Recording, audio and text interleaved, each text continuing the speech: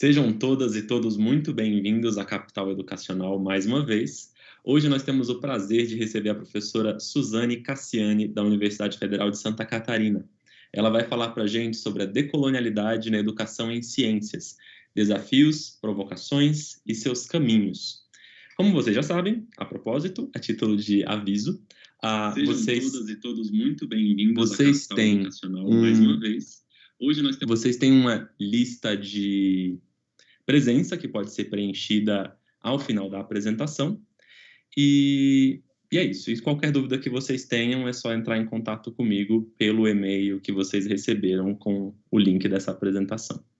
A professora Suzane Cassiani é professora titular da Universidade Federal de Santa Catarina. Ela atua no programa de pós-graduação em Educação Científica e Tecnológica e é líder do grupo de estudos, pesquisas, discursos na ciência e da tecnologia na educação. É licenciada em Ciências Biológicas, com especialização, mestrado e doutorado em Educação pela Unicamp, e pós-doutorado em Ciências Sociais na Universidade de Coimbra, Portugal. Ela é membro do Comitê de Assessoramento do CNPq, na área de Educação. Na UFSC, ela atuou na gestão na Pró-Reitoria de Graduação e no PPG-ST. Coordenou projetos nacionais em rede e projetos internacionais, especialmente com o Timor-Leste, pela CAPES e CNPq. É coordenadora do Acordo de Cooperação entre a UFSC e a Universidade Nacional do Timor-Leste. Sua área de investigação envolve estudos discursivos relacionados à formação de professores, efeitos de colonialidade e pedagogias decoloniais. É editora assistente da Revista Portuguesa de Educação em Ciências e é pesquisadora bolsista Produtividade em Pesquisa do CNPq desde o ano de 2012. Professora Suzane, é um prazer enorme estar contigo aqui na Capital Educacional. Seja muito bem-vinda à nossa cidade, ainda que remotamente. Sim. Bom, queria agradecer você, Paulo, e a toda a equipe pela oportunidade, né, de estar aqui presente nesse curso, e é uma felicidade para mim, assim, conhecer você e conhecer o curso também, que eu vi que tiveram, né, palestras maravilhosas, e então parabenizo pela iniciativa, né, e também felicito e saúdo pelo desenvolvimento do curso e pelo sucesso, né? Vi que tem centenas de pessoas inscritas, então, uma responsabilidade também, né, de estar falando, então, agradeço muito o convite, né? Eu fiz uma apresentação, né, vou colocar para vocês, e, assim, só contando um pouquinho, né, da nossa trajetória, a trajetória do nosso grupo, né, nós somos 4 professores efetivos e com nossos orientandos, então é um grupo bastante grande, né, e a gente começou lá pelos anos de 2004, o professor Irlan von Linsingen, a professora Mariana Brasil, a professora Patrícia Giraldi, que somos os coordenadores.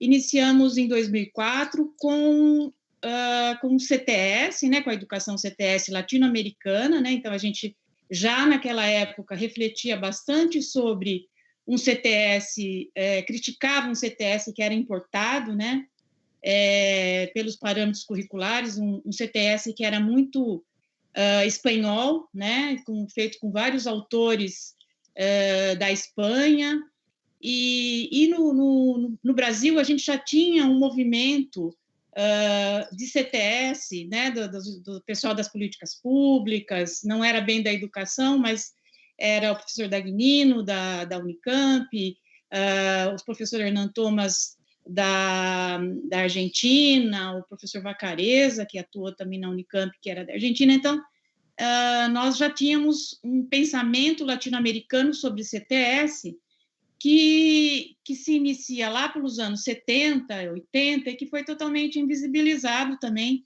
por conta dessa questão da colonialidade do saber, né?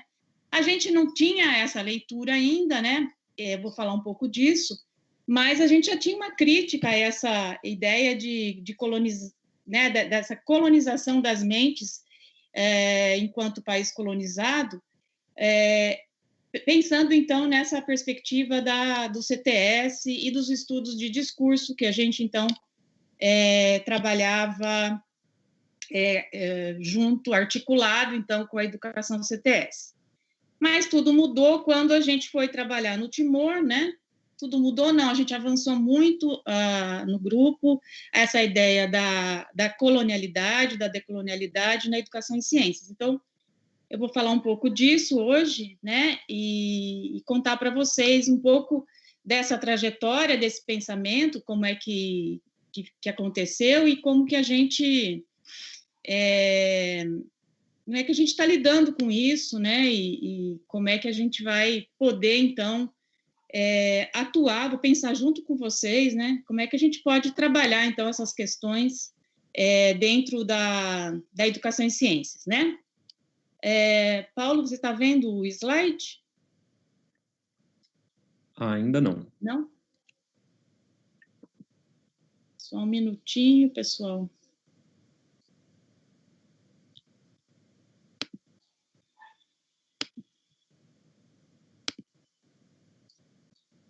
Agora sim. Agora eu tirei. Então, eu vou de novo. Vamos lá. Agora eu estou vendo a sua tela. Está um pouquinho atrasado, né?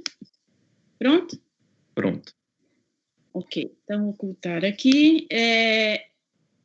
Opa, sumiu.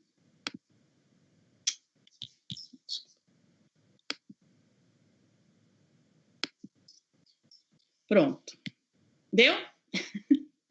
Sim. Ok. Então, como o Paulo falou, sou do programa em pós-graduação em Educação Científica e Tecnológica, e é o grupo aí que eu já falei um pouquinho, né? Que tem o site, depois eu vou contar para vocês um pouquinho sobre o site, que tem uma biblioteca digital do nosso grupo sobre decolonialidade, né? Então, vamos lá. Então, assim, eu pensei bastante nessa desafios, provocações e caminhos, né? Então, eu estou aqui para pensar junto com vocês essa questão de denunciar a colonialidade e contaminar com a decolonialidade, refletir criticamente sobre o passado é uma forma de construir um outro futuro. Então, a ideia de olhar para esse passado colonial, essa herança colonial, e como ela está presente hoje e como que a gente pode construir coisas diferentes, né? O segundo ponto dessa síntese é contar a história do tempo presente. Às vezes as pessoas falam, mas isso aí já é o passado, isso já aconteceu, né? A colonização acabou. Será que acabou? Então, são histórias atuais para ler o mundo e para compreender, reaprender e atuar no presente.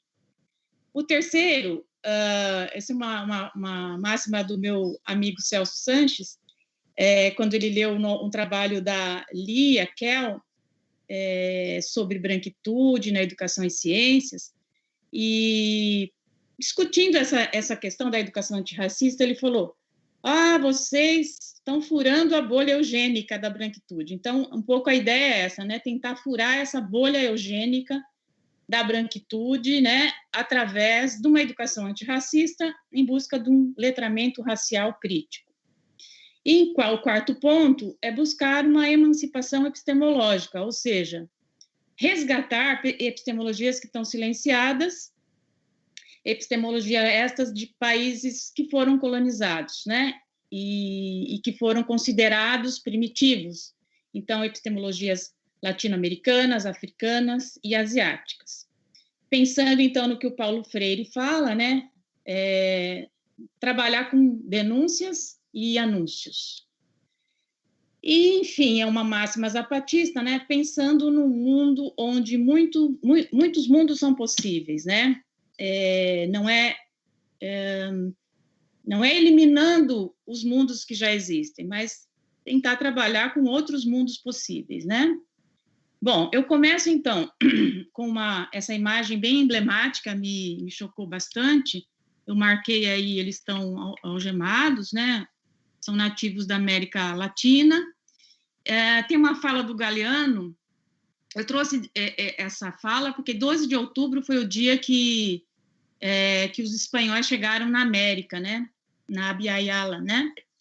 E eu gostei muito dessa perspectiva que ele traz dos nativos observando esses europeus que chegaram, né? Então, em 1492, os nativos descobriram que eram índios, descobriram que viviam em América, descobriram que estavam desnudos, descobriram que existia o pecado, descobriram que deviam obediência a um rei e uma rainha de outro mundo e a um Deus de outro céu, e que esse Deus havia inventado a culpa e o vestido. E havia mandado que fosse queimado vivo quem adorava o sol e a lua e a terra e a chuva que molha, né? Então, assim, uma perspectiva diferenciada do que a gente normalmente vê. E aí eu trago também um texto do Ramon Grossfogel, que fala das universidades ocidentalizadas, que traz um pouco essa ideia, né, de que se você não tem religião, de como que essa colonização violenta aconteceu, né? Se você não tem religião, você não tem um Deus. Se você não tem um Deus, você não tem uma alma. E, por fim, se você não tem uma alma, não é humano, mas animal. Então, esses pensamentos perseguiram, né, ou melhor, eles permitiram, né, que esses europeus invadissem os territórios dos nativos. Eram nativos que tinham uma cultura própria, que tinham várias riquezas culturais, né, e que foram escravizados e foram expropriados das suas terras, roubaram os recursos, foram violentados, estuprados, enfim. O Ramon fala desses 4 genocídios, né? É um texto muito interessante para entender como que a universidade também é colonizada, né? E ele vai tratar, então, um pouco desse passado e como que isso está presente hoje, como é que a gente poderia estar trabalhando com essa ideia. E aí, ele vai falar dos 4 genocídios, né? De como o sul da Espanha foi ali, né, que tem aquele entremeio com o norte da África, como eles mataram os muçulmanos e judeus, transformaram esses territórios, né? E como eles aprenderam com isso a invadir outros territórios da América, da Ásia e da África. E também fala do genocídio das mulheres hindu-europeias, né? Das bruxas que eram queimadas e tal. Então, é bem legal, bem interessante. E aí, toda essa história que tinha antes, aí, no caso 1500 aí antes no Brasil, você coloca no Google História do Brasil, aparece os portugueses, né? Aparece a chegada dos portugueses, é como se a gente não tivesse história anterior, né? Trago também uma homenagem a Antonieta de Barros, que foi a primeira negra deputada estadual. Ela é daqui de Floripa, do Brasil, né? Era deputada estadual, mas é a primeira negra deputada no Brasil. Ela que instituiu o Dia do Professor, e eu trago ela para dizer que ela foi totalmente invisibilizada há várias décadas, né? Ultimamente é que o nome dela tem aparecido. Ela tem nome de escola, ela tem nome num túnel, mas a gente não sabia que ela era uma filha de escravizada, que foi deputada, que foi jornalista, que foi escritora, né? E isso nos diz alguma coisa, né? Essa invisibilização, esse silenciamento da Antonieta de Barros. Bom, eu vou falar rapidamente sobre o Timor, que foi o nosso giro decolonial, né?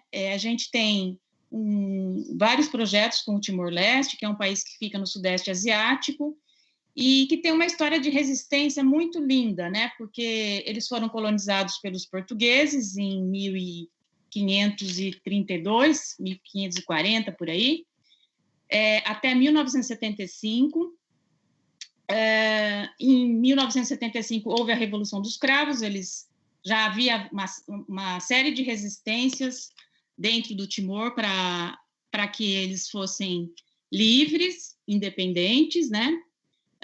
Muitas pessoas foram morar nas montanhas, lá eles aprenderam, eles se alfabetizaram com o Paulo Freire, não com o Paulo Freire em pessoa, mas com os livros do Paulo Freire, né?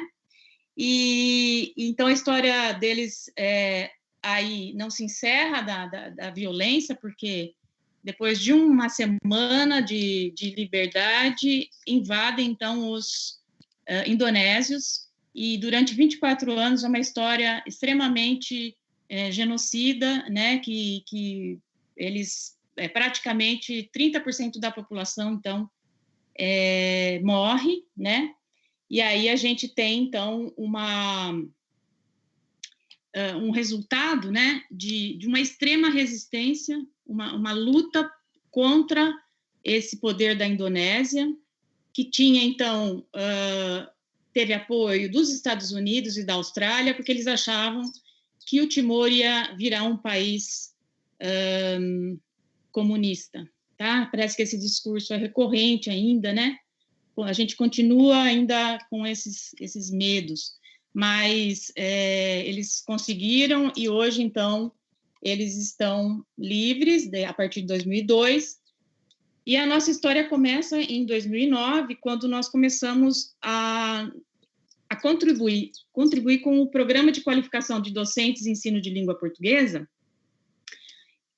que era um programa de formação de professores que a CAPES organizava e a UFSC começou a coordenar. E a gente, então, formava professores nessa população que tem 74% de jovens, com menos de 35 anos, e é o país mais pobre da Ásia, né? Então, tem várias histórias, é um país que vive 80% da agricultura de subsistência, né? Aqui a importância aí do Paulo Freire, né? É um aprendizado, então, de uma desobediência e de uma potência decolonial, né? Que a gente percebe pelo Timor. Então, eu vou mostrar para vocês alguns exemplos de colonialidade, eu tenho certeza que vocês vão se identificar, como a gente se identificou, esses processos que eles passaram, então, a partir de 2002, já independentes, de uma invasão cultural e de uma subalternização da cultura que já havia sido feita, né, desde Portugal, que ficou lá praticamente 500 anos, e depois a Indonésia, com a sua violenta invasão, né? Portugal, em 75, eles eram somente 20% dos timorenses eram alfabetizados. Era uma herança, uma elite, né, que estudava nas escolas. Então, tem toda uma história também do não fazer, né, para poder escravizar e para poder usufruir dos recursos e das pessoas, a escravizar as pessoas, e enfim, isso a gente já sabe também que aconteceu aqui no Brasil, né? Então, aqui, um primeiro exemplo, isso é uma cooperante, né, do programa da CAPES, uma cooperante brasileira, ela fez uma entrevista com o secretário da Educação, e lá no programa tinha muitos materiais antigos, e o Ministério da Educação queria que fosse adaptado, né, para a realidade timorense, mas era um material brasileiro, né? E aí essa moça, essa cooperante, disse que ela explicou para ele, né, que aquele material que tinha sido feito pelo Timor, né? Essa é uma cooperante que ficou de 2005 a 2012. Olha só o que está escrito em vermelho. Eu conheço o nome que ele disse, né? Ele olhou, ficou em silêncio, olhou para nós e disse: eu conheço o nome de todos os rios e montanhas de Portugal, sua história e política, e nunca vi a nossa história escrita, o nome de nossos rios e montanhas, a geografia e cultura do nosso país, em nenhum livro de nossas escolas. Esse é o meu maior sonho, ver a realidade nos livros de nossas escolas. E concluiu: o MEC assume todas as despesas para que esse sonho se torne realidade, tal, né? Essa estratégia que era utilizada pelo Salazar, né, que foi um ditador português antes da Revolução dos Cravos, uma estratégia de domínio, né, de achar que aquilo que Portugal que Timor era uma extensão de Portugal, só que os privilégios não eram os mesmos para os nativos, né, claro. Aqui um outro exemplo, né, um exemplo bem emblemático que me deixou bastante assustada, porque ele é recente, né, ele foi feito pelos livros didáticos pela Universidade do Minho, e que chama a medicina tradicional, né, divide em 3 grupos de medicina convencional, medicina tradicional, baseada em evidências das experiências do dia a dia, e medicina tradicional baseada na superstição, na magia e no obscurantismo, né? Isso me chamou muita atenção, porque os timorenses viveram todas as centenas de anos nas montanhas, com os ervatários, com o médico Malberi, né, que é a medicina tradicional deles. Então, vem alguém lá de Portugal, que não são autores de livros didáticos de Portugal, vocês veem aqui que é a editora do Porto, né, e que vai, então, dizer que a medicina tradicional é baseada na superstição, na magia e no obscurantismo. E aí, no glossário do livro estava explicado que obscurantismo é o estado de quem vive na escuridão, na ignorância, doutrina dos que se opõem ao desenvolvimento da instrução e do progresso, pelo fato de os considerarem perigosos para a estabilidade social. Tudo isso foi deixando a gente muito preocupado, né, com essa invasão cultural, inclusive dos brasileiros, porque a gente acredita muito na ciência, né, a gente como algo universal, né, um conhecimento que não fazia até então um diálogo de saberes, né? E, por sua vez, essa ausência causa epistemicídios, a morte dos saberes, né? Desses saberes ancestrais.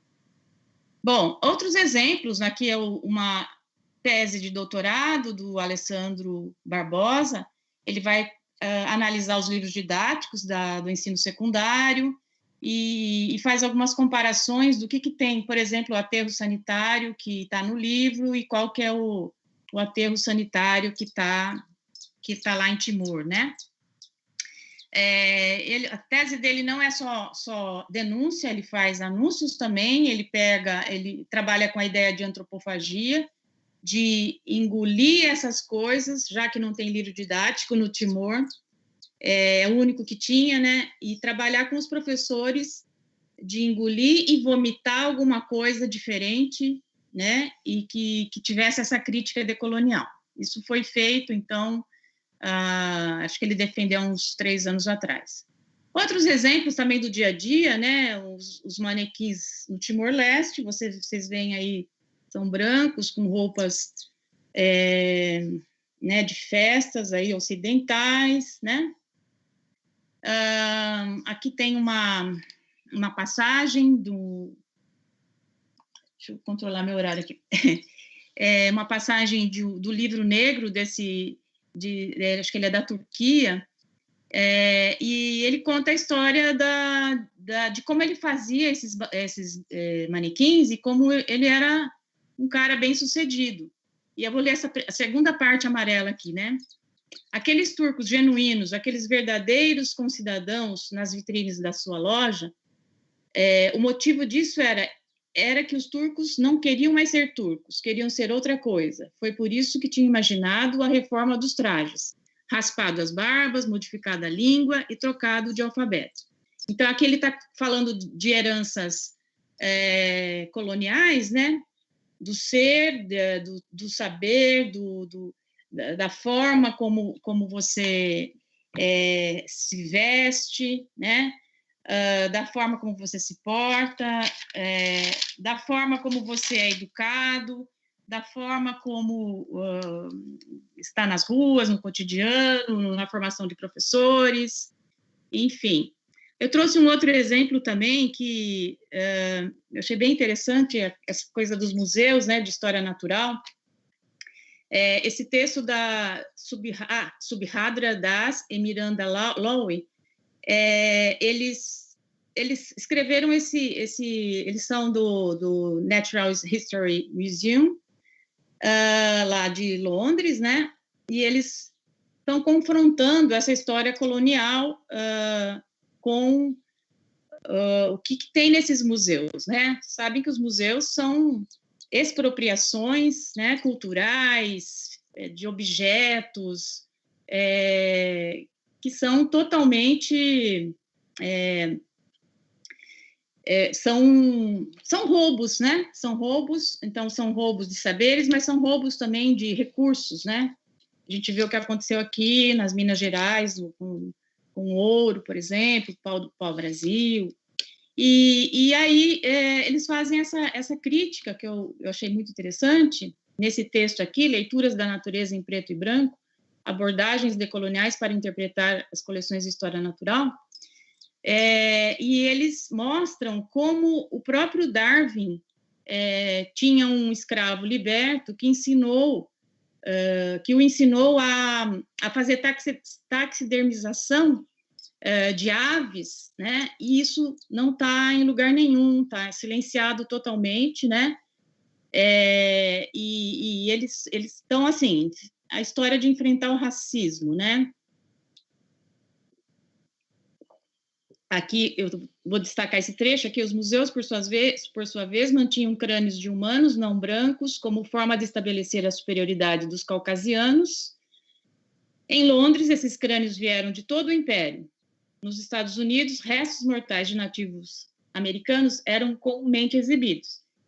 Tá, e aí, né? O que a gente faz? Então, isso é uma história que ainda está presente, e a gente leva as nossas crianças, a gente vai visitar os museus e a gente ainda vê essas coisas nos museus, né? E naturaliza. E não ensina nada sobre isso nas escolas, né? Então, a gente está vendo também um movimento antirracista, né? Lá nos Estados Unidos, aqui no Brasil também, em vários lugares aí na Europa também, né? Do que fazer com essas estátuas, né? Essa, por exemplo, do Robert Milligan, removida, né? No Museu das Regiões das Docas de Londres, um cara que foi um exemplo né, que escravizou milhares de pessoas aí, né? Então, o que fazer com isso, né? Remoção ou contextualização de representações racistas, repatriações, desnaturalização das invasões, contexto cultural no qual as espécimes eram frequentemente coletadas, ensino de colonização não como marco civilizatório, porque isso é uma coisa bem interessante para nós pensarmos. Esse projeto de modernidade, colonialidade, ele foi vendido para a gente como uma coisa boa, como uma coisa que era bom para os nativos, né? Era uma coisa moderna, era progresso, né, da humanidade. Então, ensinar como é que esse marco civilizatório foi incutido, né? Foi introjetado nas nossas mentes, na nossa cultura, na nossa vida, no nosso dia a dia. A gente está vendo aqui, tem museu, com os manequins, nas escola totalmente eurocentrada, né? Escola ela é uma herança colonial também, desde a arquitetura, a forma como a hierarquização, o professor é que sabe, a forma como as cadeiras são colocadas, o currículo. A gente já viu aí alguns exemplos também de colonialidade, né? Então, estou falando bastante, estou problematizando com vocês essas coisas. Aí tem outros exemplos, né? Aqui embaixo, do Ted Roosevelt, será removida de museu por simbologia racista. Então, é um movimento que está acontecendo no mundo, né? E cada vez mais forte. Bom, aqui no Brasil, em São Paulo, a gente vê um cercadinho protegendo a estátua do Borba Gato, né, que foi um cara que também matou muitos índios e um estuprador, né, assassino de negros e indígenas, e você vê, então, aqui um carro policial protegendo, né, a estátua aí do Borba Gato, tá? A gente vê esses nomes todos com uma visibilidade enorme, né, e outros nem tanto. Aqui nessa estátua tem um negro escravizado, um indígena, né, e o colonizador aí em cima do cavalo, né, como se fosse o dono, né, e achei interessante que aqui o Donald Trump repudiou a retirada da obra do museu e protestos antirracistas motivaram ataque contra estátuas históricas. Bom, esse também é um monumento a Cristóvão Colombo. Quem já foi para Barcelona ou vai um dia, isso ainda está lá, né, no final das Ramblas. Não precisei ir lá, né, então a gente vê isso.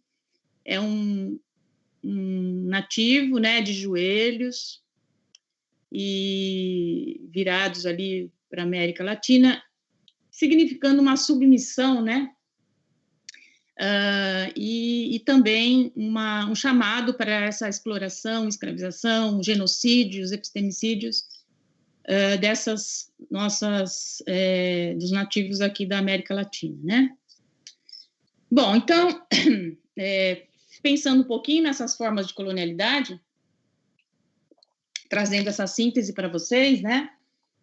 Temos aí a colonialidade do saber, que traz uma perspectiva hegemônica do conhecimento. Aquele texto que eu falei do Ramon Grossfogel, da universalização, ocidentalização das universidades, é muito interessante para a gente entender como que isso, como é que essa perspectiva de um conhecimento eurocentrado, ele vem para a gente como universal e verdadeiro, né?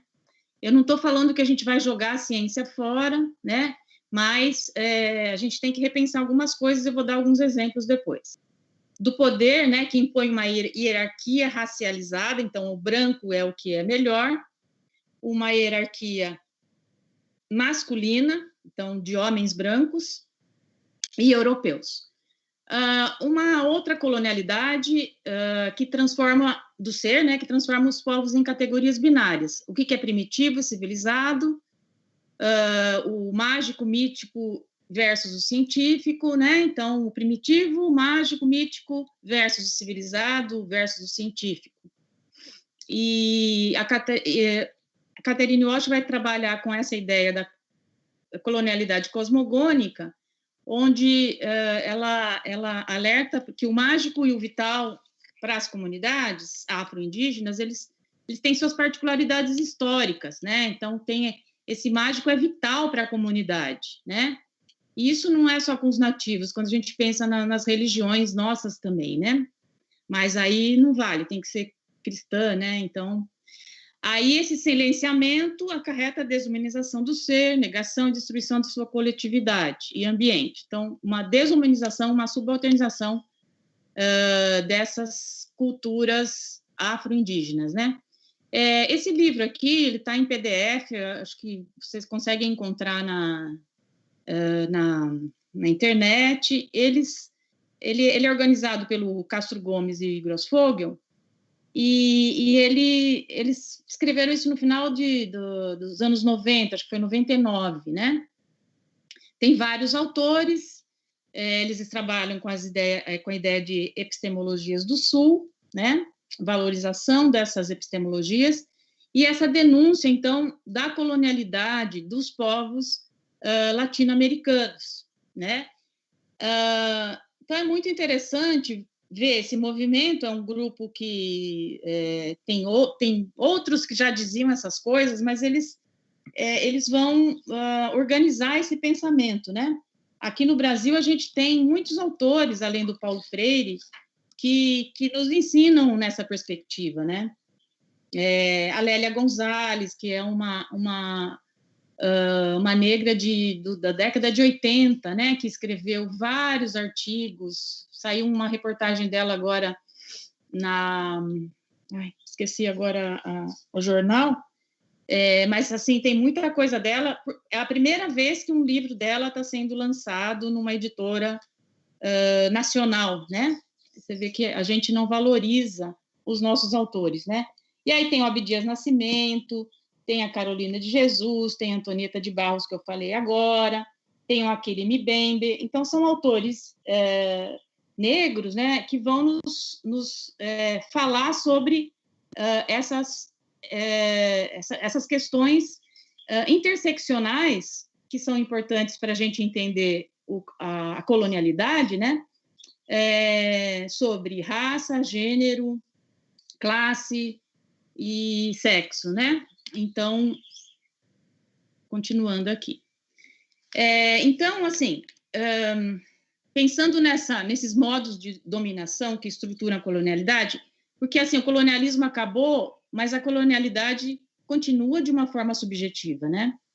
Então, podemos dizer que essa colonialidade é genocida, pois é racista, e considera que algumas vidas valem menos que outras. É feminicida, pois é patriarcal. É epistemicida, pois se baseia na ciência eurocêntrica e desconsidera outras formas de conhecimento. É ecocida, pois organiza a relação com o ambiente através de lógicas cartesianas de separação entre o ser humano e ambiente, de modo que não se compreende que, ao destruir o ambiente, destrói-se as condições da vida humana. Então, esse é o Grossfogel, né, um dos autores daquele livro. E aí, assim, para a gente vai ficando, né, uma ideia de que um projeto decolonial na escola, na educação e ciências, ele tem que ser anticapitalista, antirracista, antipatriarcal, anti-heteronormativo e precisa acolher a diversidade de crenças, formas de ser, pensar e viver no global. Na verdade, o projeto decolonial ele é um compromisso político com transformações sociais e da gente olhar essas opressões e tentar trabalhar com elas, tentar de alguma forma combatê-las, né?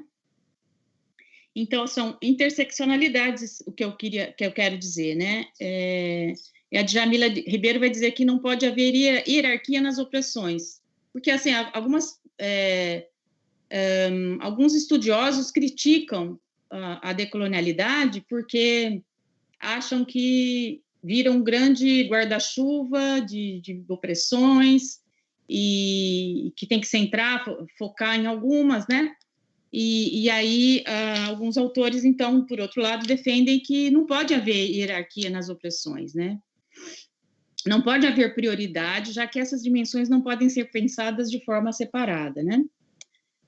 Bom, depois a gente vai conversar sobre isso. O Boaventura Souza Santos, ele fala desses modos de dominação, ele organiza isso, né, de um jeito, a gente achou por bem falar isso também. E aí, assim, o patriarcado, né, o colonialismo e o capitalismo nesse triângulo aí de modos de dominação, né? Um pouco do que eu já falei também. Então, e como que a ciência contribuiu para uma sociedade racista, né? Como é que nós podemos dizer que a ciência contribuiu e a educação em ciências, né, para várias desigualdades sociais, né? Então, no âmbito da ciência, né, o Grossfogel vai dizer que os homens estudaram mulheres considerando objetos de pesquisa, sujeitos brancos estudaram sujeitos não brancos como objetos do conhecimento, assumindo-se como observadores neutros, não situados em nenhum espaço e nem corpo. Não há espaço para a pesquisa e junto aos grupos étnico-raciais, mas apenas sobre eles. Isso é uma coisa para a gente pensar também na nossa educação em ciências, né? Mecanismo de exclusão do patriarcado, silenciamento de pesquisas realizadas por mulheres cientistas e cientistas negras. E também a marginalização de estudos científicos sobre gênero e sexualidade. Então, isso no âmbito da ciência. Aqui trouxe rapidamente assim, a construção da ideia do racismo, né? Naquela ideia daquela foto primeira que eu trouxe dos nativos, existe um argumento de que eles estavam trazendo a modernidade, o progresso para os territórios invadidos, né? Mas, na verdade, eles começam, então, com a história da religião, né? Que eles não tinham alma, que os índios não tinham alma, que os indígenas não tinham alma, que os nativos não tinham Deus, né? E que eles trazem, então, esse Deus. E depois, conforme a ciência vai sendo reestruturada, vai sendo fundada, né? No final do século XIX, por aí, você tem, então, uma desvalorização genética dos negros e indígenas como sendo pessoas inferiores, né? Então, aqui vou dar alguns exemplos de como que esse discurso foi se construindo, né?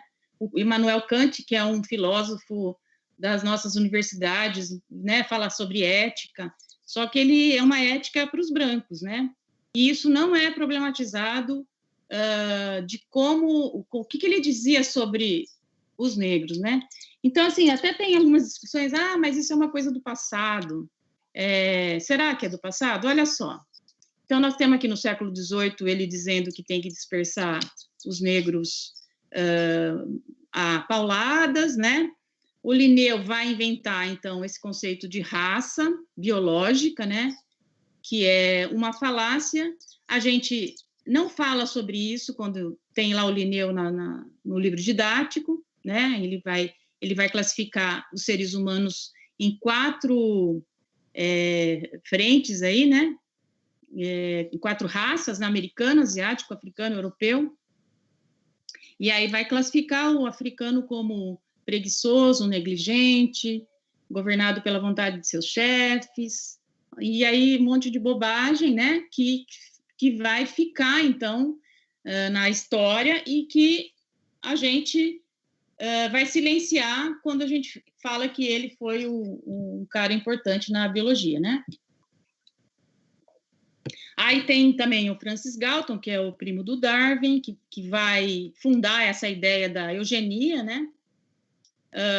E com isso vai perpassando, né? Essa ideia de que o branco é o melhor, o branco é o normal, os homens são mais evoluídos, né? Então, toda essa ideia do racismo sendo construída, né?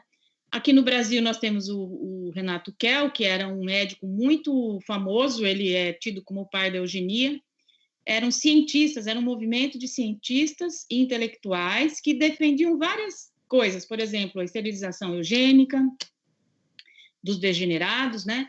O controle matrimonial e reprodutivo e a seleção racial dos imigrantes, né?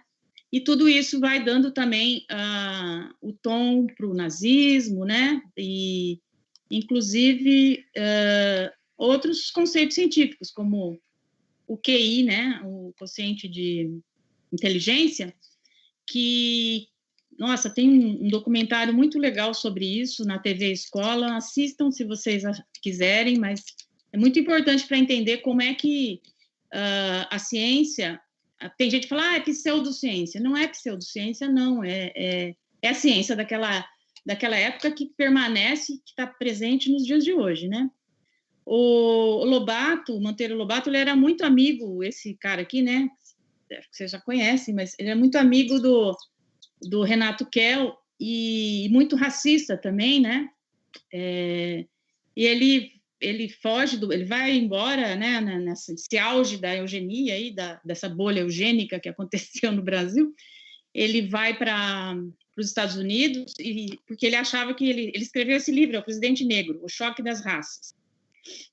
E ele falava de um homem negro que assumiria a Casa Branca no ano de 2228 e uniria todos os brancos dos Estados Unidos a ponto de esterilizar e exterminar os negros de seu país.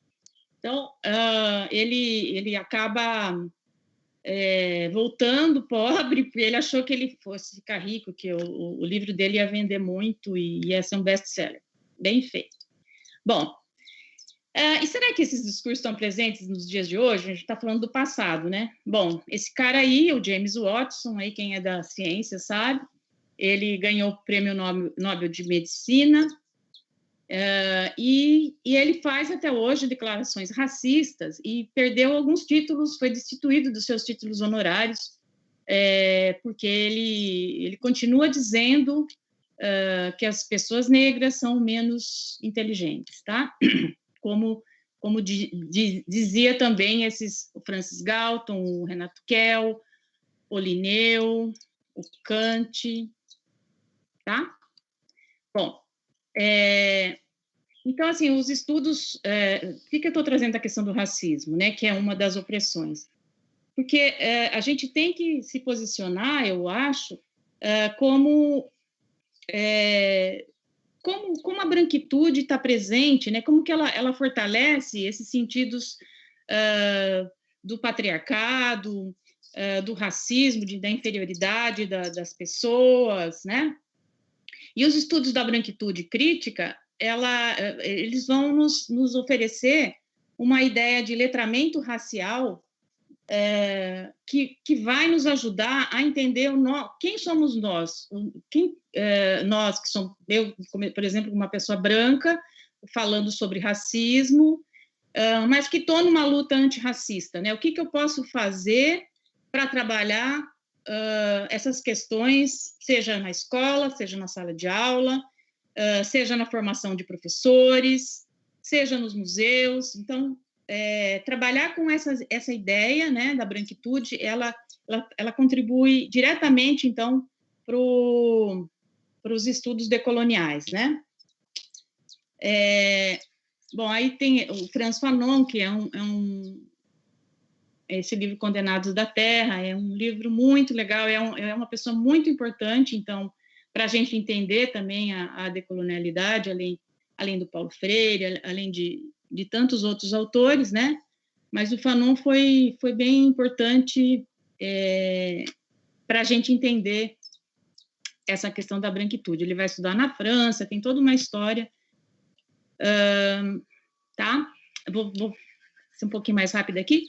Então, e a pergunta, né, que não pode calar nas nossas cabeças: qual ciência é suficiente para superar questões tão marcantes da atualidade, como a fome, o racismo e outras opressões, a poluição, a desigualdade social? E a educação em ciências para quê? Para quem? Como não ficar numa postura contemplativa perante tantas injustiças sociais? Quando a gente começa a ver essas coisas, né, a gente começa a se perguntar: o que é possível fazer, né? É possível fazer alguma coisa? E a gente tem boas intenções, né? A gente tem como diria o Dagnino, um coração vermelho, mas uma mente cinza, né? Uma mente que é positivista, uma mente que está imersa, né? Num pensamento cartesiano, né? E aí, como que a gente transforma, então, esse cérebro vermelho? Bom, então, a partir desses estudos, eu começo a perceber que dentro da área de educação e ciências, a gente também tem essa mente cinza, né? Porque você vai olhar, por exemplo, os objetivos dos parâmetros curriculares, os objetivos da LDB, a Constituição de 88, você vê que tem uma defesa em prol da cidadania, né? Mas muitas vezes a gente acaba trabalhando com temas que não são nossos, temas, o aquecimento global, por exemplo, dentro dos estudos aí da educação CTS, você vai ver que ele tem muita gente que está trabalhando com a questão do aquecimento global, sendo que a fome, por exemplo, é um tema muito mais emergente do que outros assuntos que são problemas. Não que o aquecimento global não seja um problema nosso, mas nós temos problemas muito piores para resolver, né?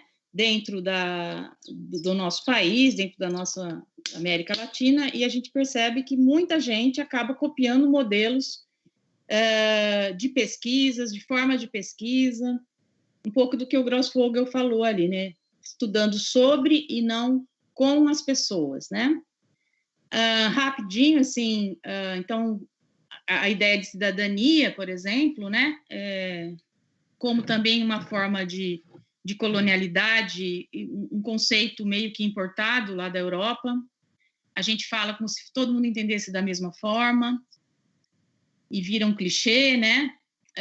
Tem esse artigo aqui, escrito pelo Vitor Irlan von Linsingen e eu também, essa ideia de formação cidadã na educação científica e tecnológica, olhares críticos e decoloniais para as abordagens CTS. A gente vai trabalhar, então, com a ideia de como que os temas CTS viraram temas universais, tá? Eu não vou falar agora também, porque não dá tempo, mas eu deixo aí um pouquinho dessa ideia, né, de não estar trabalhando com temas que são tão importantes dentro de CTS. Acho que a gente tem que avançar, então, na educação CTS, pensando nas questões da fome, do racismo, da poluição aqui, né, do roubo da água. Então, tem outras questões aí para a gente pensar nessa colonialidade pedagógica, né? O que mais? Vou avançando aqui. Então, essa introjeção de modelos eurocentrados, a gente percebe na transnacionalização da educação, então, nessa cópia, né, da educação como um todo, no ensino, na avaliação, nos conteúdos, enfim, e nas pesquisas também, né, que já falei um pouco isso. Bom, então, como que a gente faz, né, como é que a gente fura essa bolha da branquitude, como é que a gente como que a gente pode ir além da posição de observador, né, de achar que é possível fazer alguma coisa, né? Então, a gente tem trabalhado com algumas ideias, né? Não é tudo muito novo, né, gente? Não tem muita coisa escrita sobre a decolonialidade na educação em ciências, né? Mas a gente está trabalhando nessa questão, né? De tentar reaprender a pensar, né? Porque como a gente é formatado aí no cartesianismo, né?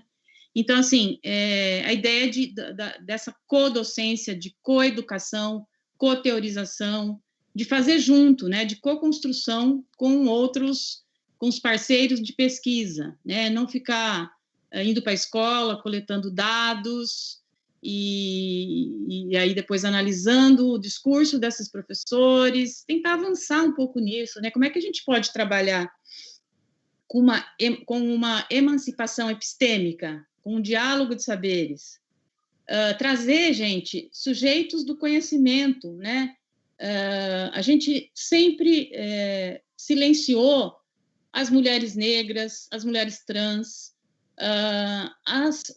os autores de outros continentes, né? Parece que a gente tinha que citar os autores dos Estados Unidos, da Europa, porque eles valorizariam o nosso trabalho, né? Trabalhos em inglês. Não é jogar fora, né? Não é jogar fora. Eu acho que a gente tem muito que aprender, mas é fazer um diálogo, né?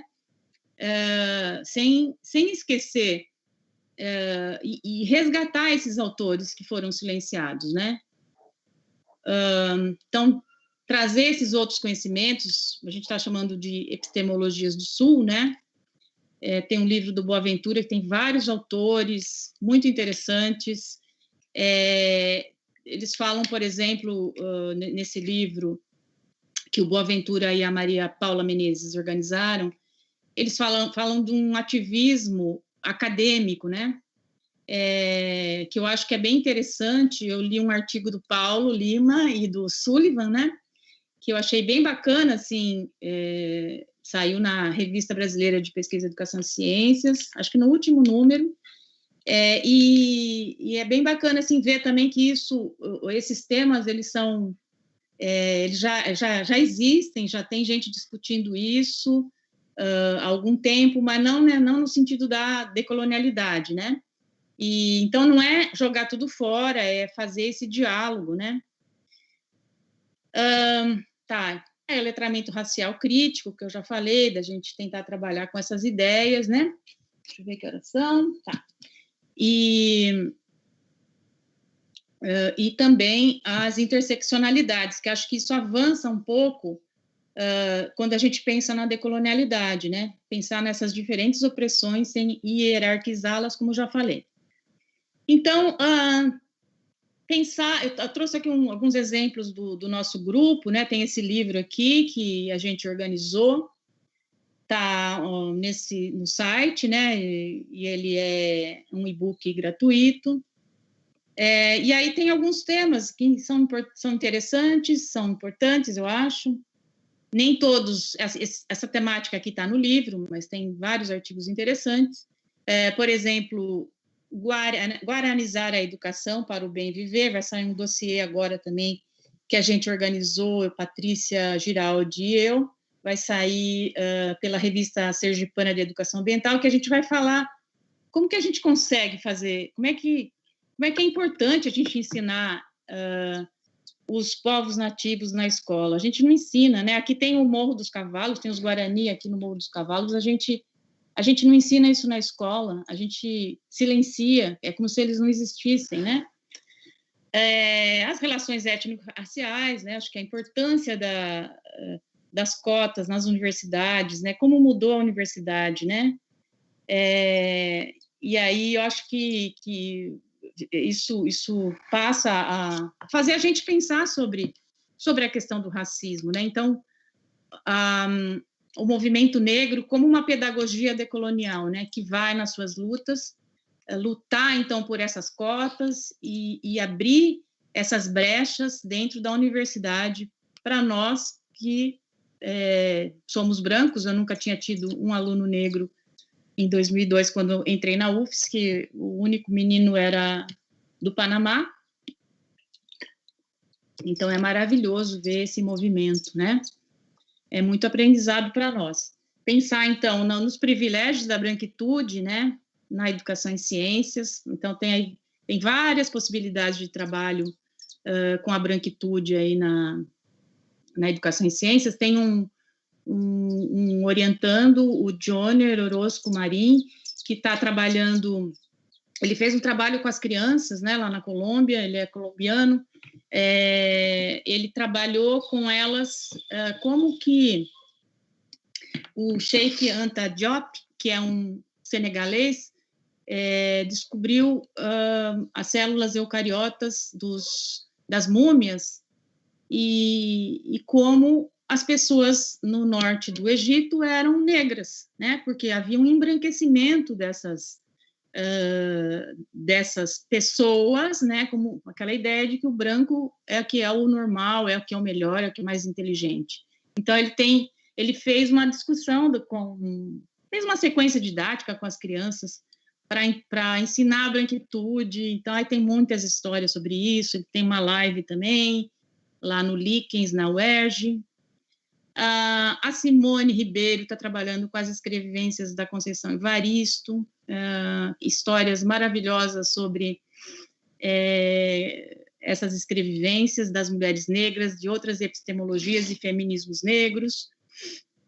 A formação de professores para os direitos humanos contra as injustiças sociais, que a Lia está trabalhando também, sobre pensar uma formação de professores como um espaço também de luta antirracista, né, e lutas contra essas outras opressões. As mulheres trans, né, trabalhar com outras epistemologias, as mulheres trans, os feminismos negros, aprender com os movimentos sociais, as práticas decoloniais nas escolas, as pedagogias das encruzilhadas, que é de um autor do Rio de Janeiro, Luiz Rufino, que vai falar sobre essas questões também de matriz africana que foram silenciadas. E aí tem uma estudante também, a Patrícia Goulart Pinheiro, que está trabalhando com essas questões, né? Então, tem muitas coisas, tem outras de hip-hop, outros tantos que a gente teria que ter mais tempo aqui para falar, mas a gente tem que correr atrás e ler os trabalhos também, né? Decolonizar os conhecimentos escolares e a própria educação é um esforço de evidenciar as opressões impostas aos povos do Sul, reconhecer e legitimar nossas formas de pensar, de ser, viver, né, e promover as transformações de Sul para o Sul. O Sul global não é algo físico, geográfico, e sim, principalmente os países que foram colonizados, né? Então, aqui tem outro, estou terminando, né, um livro que a gente organizou também, tem 40 autores, Brasil, Argentina, Colômbia, Portugal, Moçambique, é da Livraria da Física, e dessa coleção Culturas, Direitos Humanos e Diversidades na Educação e Ciências. Essa coleção tem livros da Bárbara Carini Pinheiro, tem conteúdos cordiais também, da biologia, da química. Nós ficamos sabendo que esses livros são esses 4 que eu citei são um dos mais vendidos na Livraria da Física. A gente ficou bem contente, e é um sinal também que as pessoas estão querendo ler essas coisas, né? Bom, então, eu vou terminando aqui com a Conceição Evaristo, com essa citação, uma citação dela, né, dessa entrevista que ela deu para a TV Brasil. Quando estou escrevendo e quando outras mulheres negras estão escrevendo, me vem à memória a função que as mulheres africanas, dentro das casas grandes escravizadas, tinham de contar histórias para adormecer a casa grande. Eram histórias para adormecer. Nossos textos tentam borrar essa imagem. Nós não escrevemos para adormecer os da casa grande. Pelo contrário, é para acordá-los dos seus sonos injustos. Então é isso. Obrigada, gente. E agora vamos a... Espero que vocês tenham me ouvido. Espero que eu não esteja falando sozinha. Ouvimos perfeitamente. Ah, que bom. Deixa eu... Muito obrigado, Suzane. Muito, muito obrigado. Enquanto você vai ajeitando aí a sua imagem, o pessoal, o fórum ficou frenético, foi o fórum mais agitado de todos, foi muito bacana, porque as pessoas elas engataram numa discussão, uma discussão paralela, mas riquíssima, né? Trocando referências e se manifestando e colocando perguntas. Eu tentei fazer da melhor forma possível, capturar no meio da discussão alguns pontos que precisam ser discutidos contigo, porque eles, ao mesmo tempo que querem falar contigo, falam entre eles, assim, e foi uma conversa muito rica. Vamos lá. Então, muito obrigado pela sua fala, muito obrigado, acrescentou muito a gente, e é muito bacana porque colocou todas as principais questões na mesa, e eu me sinto à vontade de começar a fazer algumas perguntas, também baseado no que as pessoas colocaram, né? Para começo, se for possível, uma curiosidade minha, porque assim, a gente que trabalha em perspectivas críticas, em quaisquer das suas vertentes, em todas as suas cores, a gente geralmente está sentindo um país diferente, né? Está sentindo a temperatura mudando com essa ascensão conservadora. Será que você teria alguma história para contar para a gente da sua experiência com as escolas, com a formação de professores, algum tipo de resistência que está acontecendo e que é diferente e que tem a ver com... e que é uma resistência conservadora ao seu trabalho? Conservadora? Então, eu tenho muita sorte, né? Eu não sei como, acho que eu estou numa bolha. Eu trabalho com essa questão da formação de professores por conta do Timor, né? Do Timor-Leste. Eu trabalho esses assuntos, essas temáticas, há alguns anos já no estágio, né? No estágio de ensino de ciências e tal. Ultimamente, eu tenho trabalhado com mais afinco essas questões do racismo, né? Que as pessoas elas não se identificam, né? Outro dia eu ouvi assim, eu não vou trabalhar com isso porque eu não sou negra, né? E não é essa a ideia, né? Pelo contrário, a gente tem que atuar numa educação antirracista, né? Mas, então, trabalhando com isso, eu acho que nesses últimos anos, acho que por conta da eleição, que ficou tão ruim também, né, o que aconteceu com esse presidente, ex-presidente e tal, a gente, assim, eu senti até um fortalecimento, né, dentro da disciplina, para trabalhar essas questões. Mas eu já tive, antes da eleição do Bolsonaro, por exemplo, quando as pessoas estavam ainda na dúvida, algumas pessoas que reagiam por exemplo, a um texto de uma mulher trans, né? Ou uma palestra, as pessoas ficavam de cabeça baixa, mas não, sem brigar, assim, né? Teve um outro menino que queria, porque queria ensinar o design inteligente para as crianças em vez da evolução. Então, sempre tem, né? Sempre aparece, né? Eu acho que isso Mas eu, no geral, né? Eu sinto que, pela nossa comunidade, assim, né? Tá tendo bastante curiosidade e quando a gente fala, assim, parece que cai uma ficha, né? Que eu acho que eu tive a gente não, né? Todas as pessoas que estão trabalhando com isso, né? E aí falei do teu texto porque eu achei muito legal, né? Eu acho que é isso. Acho que a gente não pode ficar no ensino tradicional e com tantas adversidades, né? E com tanto movimento também de resistência contra o que aconteceu, né? Eu acho que é um processo histórico também que a gente está vivendo, de resistir a isso, né? Senão a gente vai morrer, a gente vai ser silenciado na universidade, nas escolas. Então, claro que tem. A minha irmã, a Luciane, é professora na escola, nas séries iniciais, né? Educação infantil.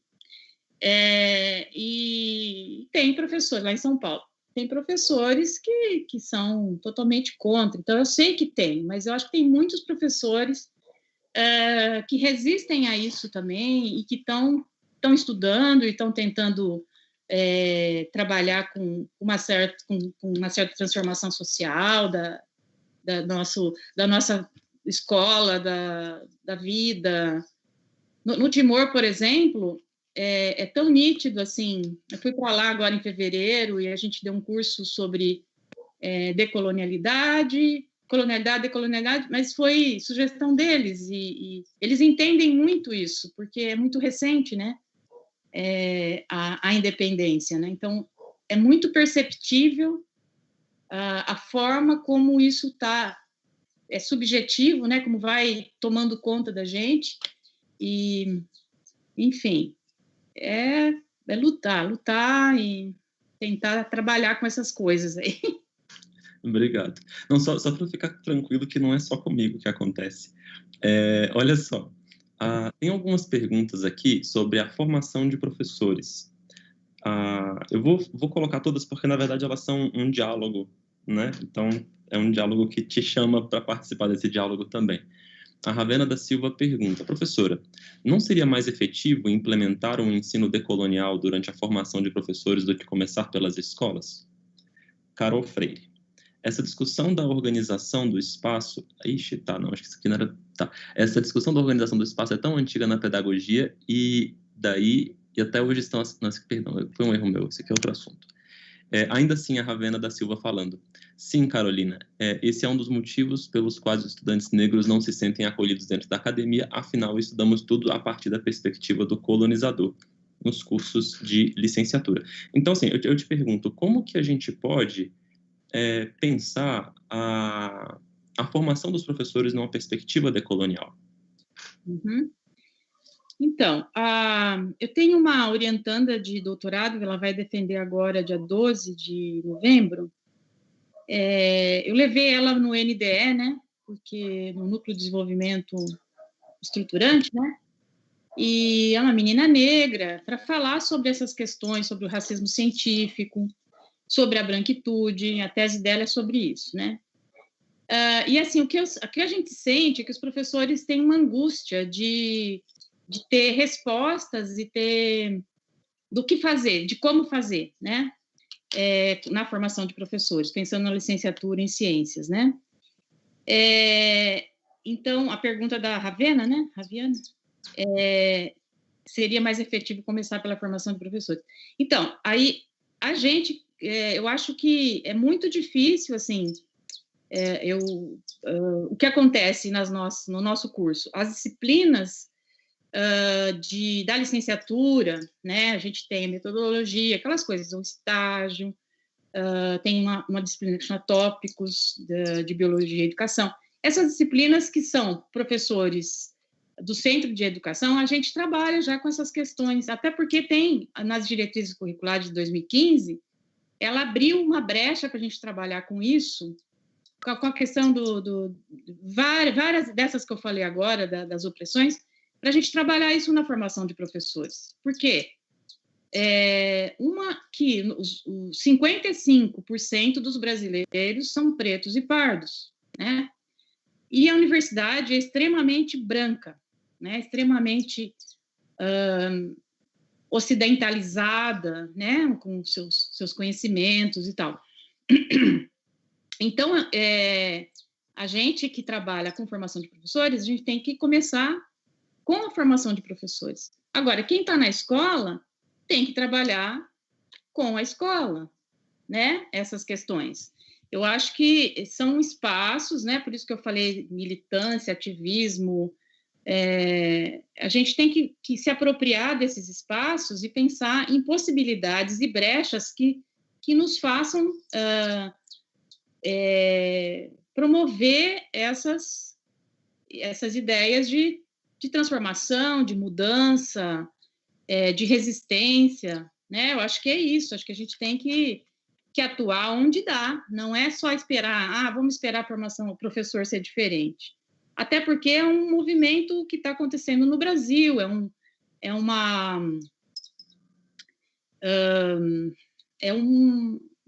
eu diria um movimento mesmo, né, decolonial, que faz sentido porque a gente, tanto pelo fato da gente ver o que está acontecendo no Brasil em termos de racismo, né, mas também a gente começa a perceber como o brasileiro, por exemplo, tem uma síndrome de vira-lata. De onde vem isso, né? Por que a gente valoriza mais outras culturas aí do norte global do que a nossa, né? Por que isso acontece? Então, assim, refletir sobre isso e tentar entender e aprender com esse passado e tentar ver isso agora, né? Para pensar no futuro. Então, onde que a gente pode atuar? No museu? Tem um monte de gente que faz trabalho com museu. Eu sei que significa um desafio enorme, né? Porque muita gente fala, vai jogar a ciência fora, agora que tem a questão da vacina, que é importante, tem os terraplanistas, né? Não é jogar a ciência fora, né? Mas é pensar em outros conhecimentos que podem ser valorizados até para a preservação do nosso planeta, né? Que esse sistema mundo que a gente vive promoveu tantas desigualdades e tanta poluição, né, gente? Tanta destruição. Então, como é que a gente pode fazer para aprender com outras epistemologias, né? O livrinho do Krenak, né? Do Ailton Krenak, é maravilhoso, né? Para a gente entender a questão de outros mundos possíveis, a questão do bem viver, né? De como as comunidades não separam o ser humano da natureza. Isso é incrível, assim, como está nos zapatistas da América Latina, está nos Guarani, está no Timor, né? Que é essa coisa do sagrado, está nos Maori, na Nova Zelândia. Poxa, será que a gente não tem que pensar, tem que estudar, né? Tem muita coisa para a gente estudar e aprender. Não tem resposta pronta. Que bom que tem, né? Olha só, ainda refletindo um pouco sobre os professores de ciências, a Regiane Lopes dos Santos fez uma pergunta que eu vou emendar uma outra nela. Ela pergunta o seguinte: professora Suzane, como podemos ser educadores em ciências decoloniais? A minha pergunta, que eu junto com essa, é a seguinte: levando em consideração que a ciência ela não é tanto na perspectiva decolonial como em várias outras perspectivas críticas contemporâneas, ela não é um conhecimento descorporificado, e que o corpo da ciência é do homem branco europeu, porque é possível a gente ser educador em ciências e decolonial? Ótima pergunta. Então, eu não tenho essa resposta para você, mas eu tenho alguns caminhos que a gente está trilhando, né? A gente está tentando trilhar, né? Por exemplo, pensando na ciência, na escola, né? Ou na formação de professores. Aquele exemplo que eu dei, acho que eu falei muito rápido, né? Mas que o Joner pega a célula eucariota, ele pega essa temática dentro da biologia com alunos de 11 anos, 12 anos, né? Ele faz essa leitura do texto desse senegalês, né? Do Cheikh Anta Diop, que é um cientista muito respeitado, que vai trabalhar com as múmias e descobrir que os egípcios eram negros, né? Ele trabalhou com isso, com as crianças. O que é uma célula eucariota? Então, ele vai mesclando, né? Tem ele fez uma live sobre gênero e sexualidade também.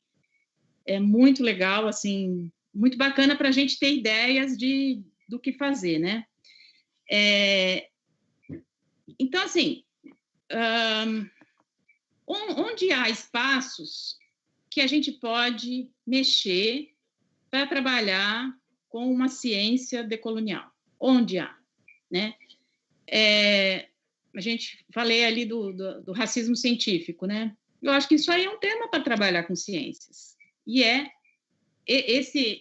eu não concluí, esse trabalho do Joner é sobre isso, né? Sobre esse racismo, essa branquitude que era alegada aos povos do norte da África.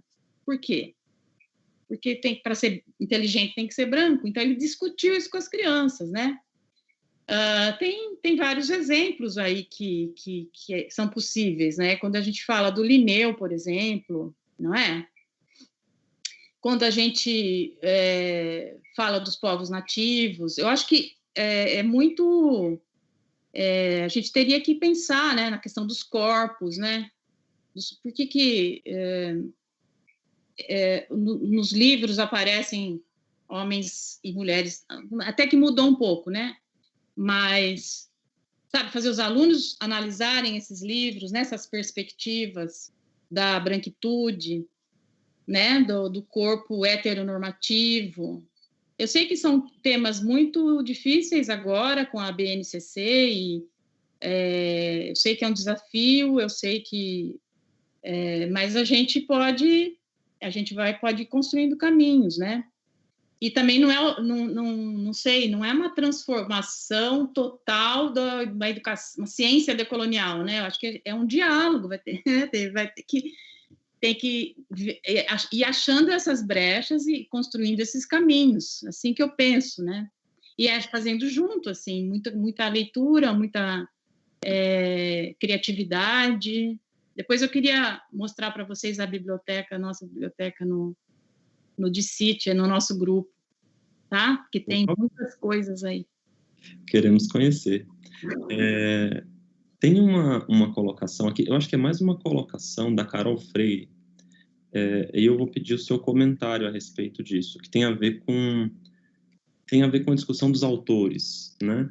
Tem a ver com essa discussão de que a gente, historicamente e atualmente, privilegia autores que são autores homens brancos, cis, heterossexuais, de classe dominante, né?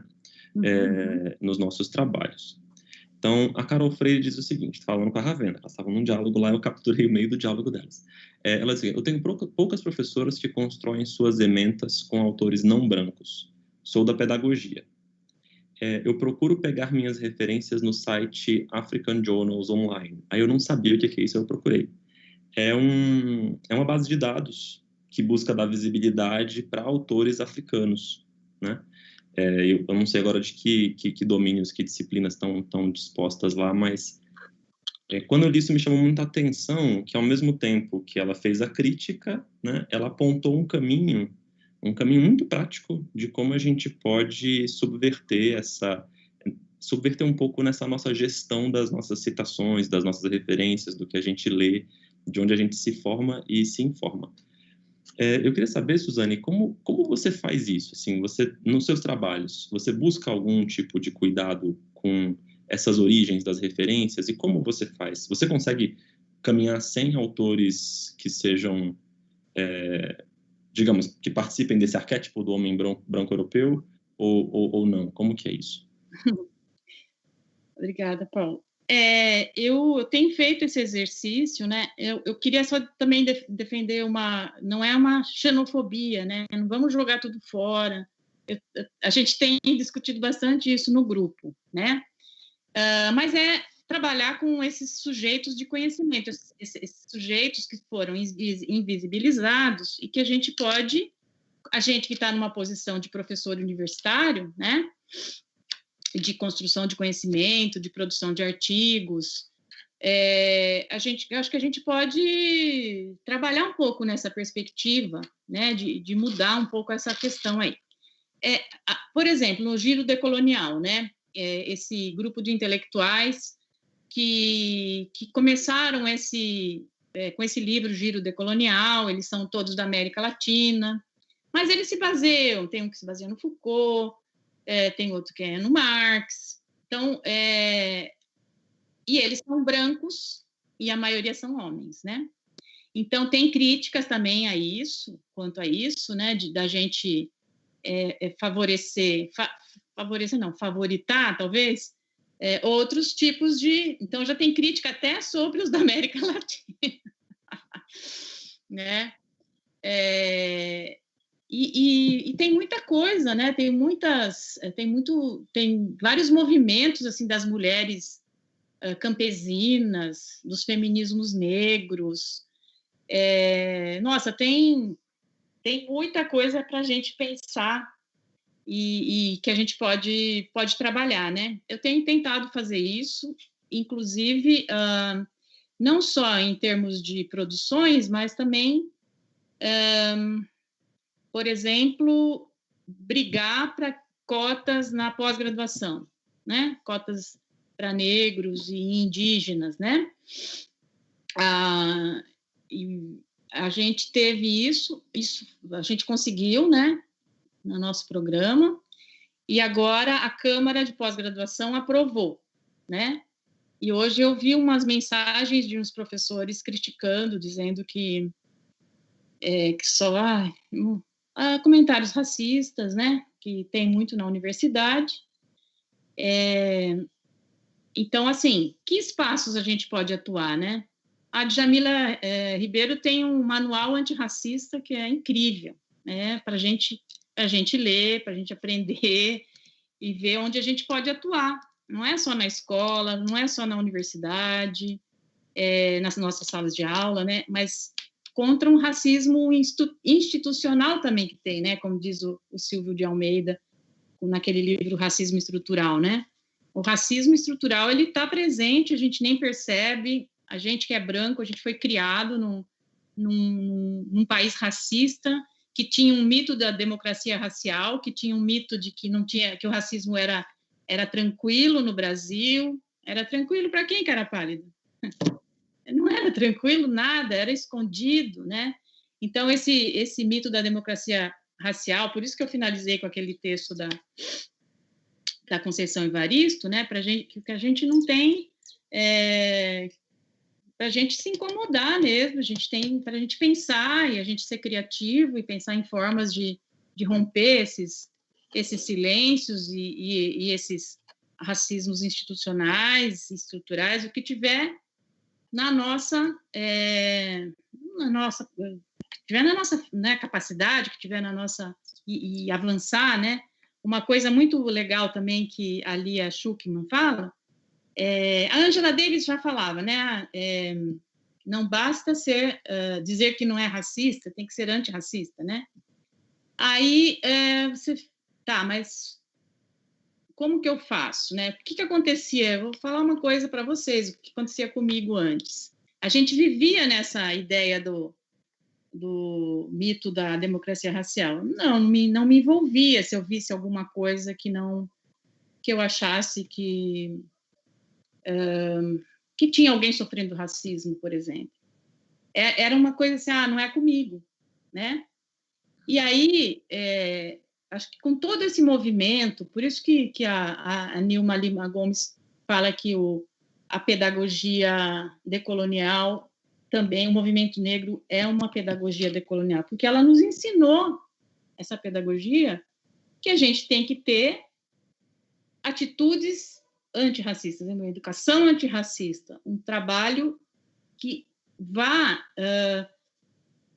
ali, então, fala de um letramento racial crítico. Não adianta também você ensinar para a pessoa, tem racismo e tal, e a pessoa, tá, beleza, mas eu sou racista, eu vou continuar, né? Então, o letramento, o racial crítico é para que a pessoa avance, se movimente, defenda, se brigue quando vê alguma opressão desse tipo, né? Falei muito. Acho que você já respondeu, inclusive, uma outra pergunta da Ravena, que era da onde vem a referência do letramento racial crítico. Tem uma autora que chama Twain, não sei se tem algum livro em português, porque quem cita é a Lia, né? A Lia Schuckman. Então, eu estou citando a Lia, mas que tem uma tese de doutorado que ela fez na USP, e ela é co-orientadora dessa minha estudante também, da Carol, que vai terminar agora em novembro. Acho que é sobre branquitude, né? Ela faz entrevistas com pessoas em São Paulo, na rua, tal, e ela vai mostrando vários processos, assim, né? Quando várias formas de racismo, várias pactos narcísicos, quando tem dois brancos falando, né? Aí as pessoas mudam quando tem uma pessoa negra. Então, ela trabalha com várias questões desse tipo, problematizando, né, a questão do racismo, e depois ela vai falar de algumas saídas, e aí o letramento racial crítico seria uma delas. Eu achei bem interessante. Bacana.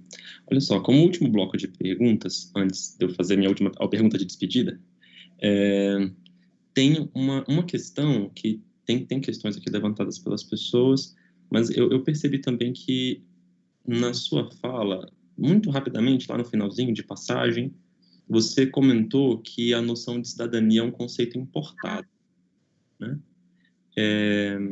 Será que eu queria que, se você pudesse desenvolver um pouco mais esse ponto de vista para a gente?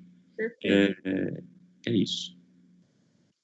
Então, é muito legal. Gostei não deu tempo, né? Eu falei muito rápido aquilo.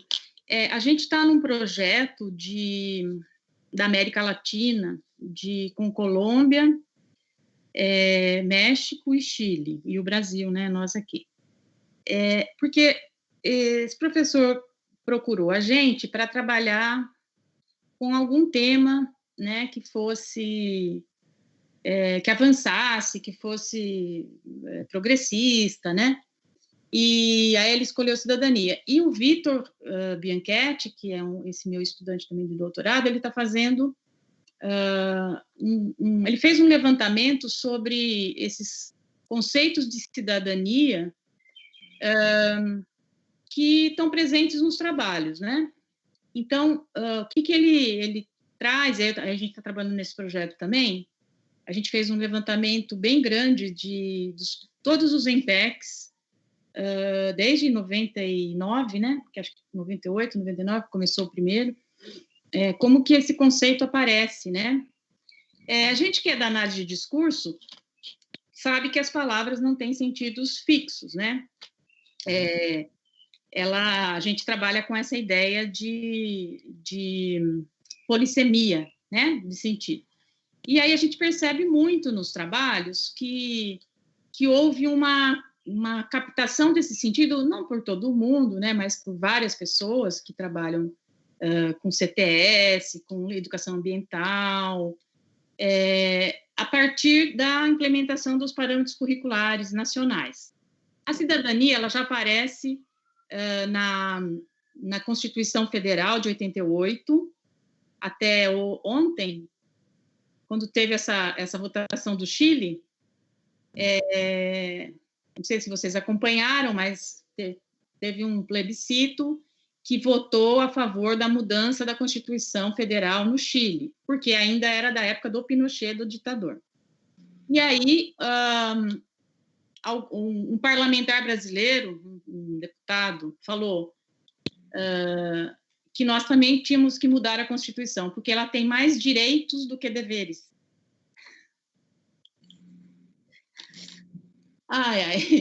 E aí eu pensei nisso, vão querer mexer na nossa também, né? E não vamos deixar, vamos brigar por isso. E aí, então, a cidadania, a Constituição em 88 tem essa coisa da cidadania, depois ela aparece na LDB, na Lei de Diretrizes Básicas de 96, depois ela aparece nos parâmetros curriculares nacionais, que acho que é 99, né?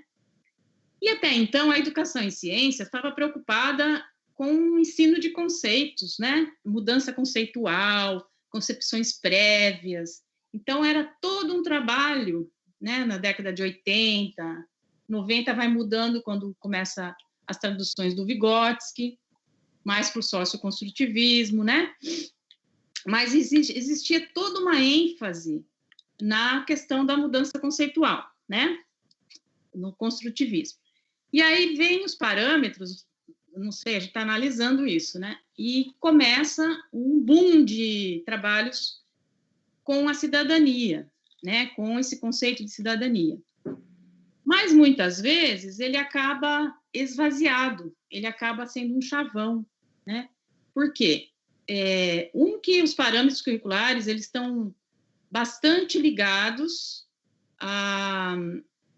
aos espanhóis que ajudaram aí na elaboração, né? Ajudaram, né, com os textos, né, no pensamento, digamos. E aí você mistura também com CTS, né, cidadania e tal. E aí você tem, então, vários trabalhos nessa linha que vão, muitas vezes, usar o CTS como apenas um instrumento. É como se o CTS nem tivesse uma referências teóricas, né? Ainda mais latino-americanas, né? E aí, o que acontece? O que o Vitor está estudando? Ele está dizendo que tem temas críticos que viraram universais. Por exemplo, o aquecimento global. É meio... tem gente que... É meio polêmico, digamos. Mas eu percebi isso em vários lugares que eu fui. Vou dar um exemplo de uma banca no sertão, e a menina usou o aquecimento global como tema da sequência didática dela, né? Ela trabalha o Freire, a questão da realidade, do cotidiano, capítulos do Freire, muito lindos, belos e escritos muito bom. Depois ela vai e faz uma sequência sobre o aquecimento global. Aí, assim, não combina, por quê? Não que o aquecimento global não seja um problema, não é isso que eu quero dizer, mas não é um problema, não era um problema emergencial desses estudantes que estavam nessa cidade, que tem um IDH, né, super baixo, tem gente com fome, né, tem gente na seca, não tem água, tem monoculturas ali, então os caras que estão plantando ali, esses caras da monocultura estão roubando a água, estão jogando veneno na água. Então, tinha tanta coisa para ser falado. Então, o que acontece? A gente acha que os problemas que tem na Europa, eles não são os mesmos do Brasil, né? Tem fome na Europa? O Brasil está no segundo lugar de desigualdade social. A gente entrou no mapa da fome novamente, depois de tudo que aconteceu com o golpe e tudo, né? A gente está numa situação que, como é que eu vou falar do aquecimento global? Posso falar, tudo bem, mas qual que é o problema mais emergente quando eu vou falar de alimentação saudável, por exemplo, né? Eu consigo falar de alimentação saudável? Consigo falar de água encanada quando meus estudantes moram no morro e o tráfico distribui a água? Então, tem problemas problemas complexos que talvez na Europa não tenha. Lá tem outros problemas também, né? Tem a questão da xenofobia com os imigrantes, né? O aquecimento global, então, passa a ser um assunto importante. Então, assim, é isso que eu queria dizer. A gente acabou meio que importando problemas de lá, desses países aí que a gente costuma... né? Que a gente tem essa herança colonial e tal. Não sei se o que você acha, Paulo? Nossa, muito obrigado. Bom demais. Você concorda com isso? Eu vou concordar com... concordar? Eu não estou aqui para concordar, não. Só para entrevistar. Não, mas pode falar, não tem problema. Não, é que eu fui numa... Mas é porque eu suspeito que essa questão da cidadania é uma questão que a gente precisa amadurecer como comunidade, assim. E está acontecendo um movimento aqui em Brasília nessa direção. Então, eu acho que sua contribuição vai ser muito importante. A propósito, então, assim, já encaminhando aqui a nossa finalização, eu só vou fazer alguns avisos, então, me dirigir aqui aos telespectadores. Os nossos avisos, primeiro, obrigado a todas as pessoas que contribuíram com as perguntas, que participaram do debate no chat. Infelizmente, não foi possível fazer todas as perguntas talvez até tenham sido feitas, mas não foi possível abordar todos os temas, porque a discussão ali foi muito rica mesmo. Vários comentários aqui do professor Rodrigo Souza, Fábio Castanheira, Vanessa Silva, Bruno Martinelli, Carolina Bonfim, Fábio Castanheira, não sei se eu falei já, e várias outras pessoas que foram registradas aqui, e eu agradeço a todos eles e elas. E vejam só, também comentaram lá no chat sobre a Bárbara Carini. Ela vem falar com a gente sobre educação científica antirracista daqui a uns 20 dias, mais ou menos. Então, fiquem atentos à nossa programação. As pessoas que tiverem interesse em estudar ou pensamento decolonial ou outras perspectivas críticas da educação em ciências, podem, e tiverem próximos à Universidade de Brasília, tiverem interesse em estudar com a gente, podem procurar o nosso programa de pós-graduação, o Programa de Pós-Graduação em Educação em Ciências, no site www.ppgeduc.unb.br. Todas as apresentações da nossa Escola Permanente de Formação são apresentações com pessoas influentes e emergentes do pensamento educacional brasileiro, e por isso agradecemos muito a presença da professora Suzane, mas também são assuntos que nos dizem respeito e que nos interessam enquanto programa de pós-graduação. Então, se vocês quiserem fazer suas pesquisas de mestrado e doutorado, é só nos procurar. Por favor, curtam a apresentação. É muito importante para a UNB-TV e é importante para a gente, para que esse conteúdo alcance mais pessoas. Dito tudo isso, professora, uma pergunta, minha última pergunta é sempre a mesma para todo mundo. Essa nossa apresentação tem como público principal estudantes de mestrado e doutorado e alguns estudantes de graduação que pretendem fazer, ou professores de educação básica, que estão estudando a possibilidade de fazer seus mestrados e doutorados. Da sua posição, e é uma posição muito especial, quais conselhos você dá para esses jovens e essas jovens que estão pensando ou já estão conduzindo suas pesquisas em perspectivas decoloniais da educação em ciências? O que você percebe como o futuro da crítica decolonial à educação em ciências no Brasil? Que legal. Obrigada, Paulo. Eu acho que não pode virar uma moda, o que a gente percebe às vezes é que fica, como a cidadania, né, fica um discurso superficial, um discurso vazio, né? Então, por isso que tem a questão das leituras. Lá no nosso site tem, então, Drive do DCIT, então, se vocês quiserem, tem uma biblioteca, um monte de leituras. Então, assim, não pode virar uma moda, né? Como a cidadania, eu acho que aconteceu com a cidadania. Então, por isso que eu estou problematizando isso. Outra coisa, não adianta eu fazer todo um arrazoado decolonial e vou lá e faço uma pesquisa totalmente positivista, né? Pesquisando sobre os Guarani, né? Como é que a gente faz uma pesquisa decolonial? A metodologia também é importante. A gente tem que reinventar isso aí, olhar outras pessoas, outras áreas que estão mais avançadas que nós, né? Eu acho que tem o pessoal da história, com as narrativas. Tá cheio de áreas, relações internacionais, letras, tem um monte de gente trabalhando nessa perspectiva decolonial.